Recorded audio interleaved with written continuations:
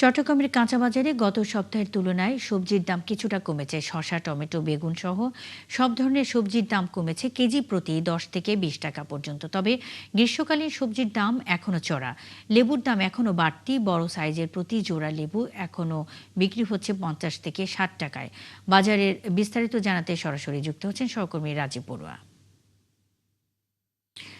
রাজীব, ছুটির দিনের বাজার পরিস্থিতি জানাবেন। মাছ মাংসের দামের কি অবস্থা দেখছেন?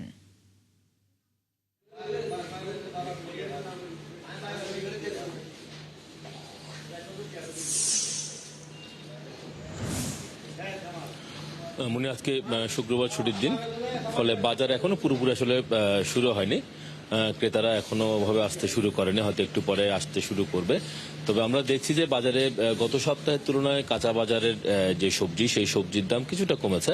গত সপ্তাহে যেসব সবজি 60 টাকা, 70 টাকা, 80 টাকা ছিল, সেইগুলো এখন একটু কিছুটা কম। প্রতি কেজি সবজি আপনার 10 থেকে 20 টাকা পর্যন্ত কম দামে বিক্রি হচ্ছে। বিশেষ করে টমেটো, যেখানে গত সপ্তাহে 80 টাকা ছিল, সেখানে আজকে 60 টাকা বিক্রি হচ্ছে। বেগুন ছিল 80 টাকায়, সেগুলো 60 টাকা বিক্রি হচ্ছে। আলু ছিল 30 টাকা, সেগুলো 20 থেকে 25 টাকা বিক্রি হচ্ছে। তবে গ্রীষ্মকালীন যেসব সবজি আছে সেগুলোর দাম বেশ চড়া। বিশেষ করে ঝিঙ্গা বিক্রি হচ্ছে 160 টাকা, বরবটি বিক্রি হচ্ছে 140 টাকা, ঢেঁড়স বিক্রি হচ্ছে 120 থেকে 30 টাকা।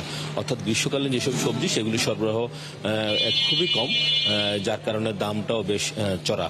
এবং বিক্রেতারাও বলছেন যে আসলে যেহেতু এই সময়ে গ্রীষ্মকালীন সবজিটা পাওয়া যায় কম, এই কারণে দামটা চড়া। আর এর বাইরে অন্যান্য সবজি, বিশেষ করে লেবুর দাম কিন্তু গত সপ্তাহে আমরা দেখেছি প্রতি জোড়া 50 থেকে 60 টাকা করে বিক্রি হতে। আজকেও সেই দামেই বিক্রি হচ্ছে।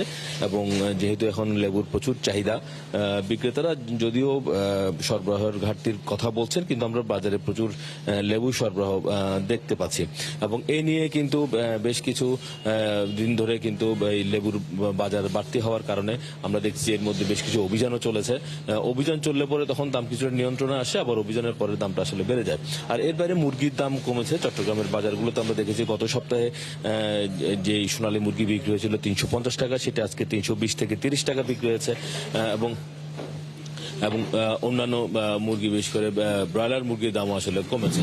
তো গত সপ্তাহের তুলনায় কিছু জিনিসের দাম কম আছে, কিছু জিনিসের দাম বাড়তি। তবে ক্রেতারা বলছেন যে আসলে নিয়মিত করে ভাবে যদি মনিটরিং করা যায়, বিশেষ করে রমজান উপলক্ষে কিন্তু এই আমরা দেখছি রাজীব বড়ুয়া, আপনি আছেন, খবর রাখতে থাকুন, আমাদের সঙ্গেই থাকবেন। চট্টগ্রামের বাজার পরিস্থিতি নিয়ে কথা বলতে রাজীব বড়ুয়া আমাদের সঙ্গে যুক্ত ছিলেন।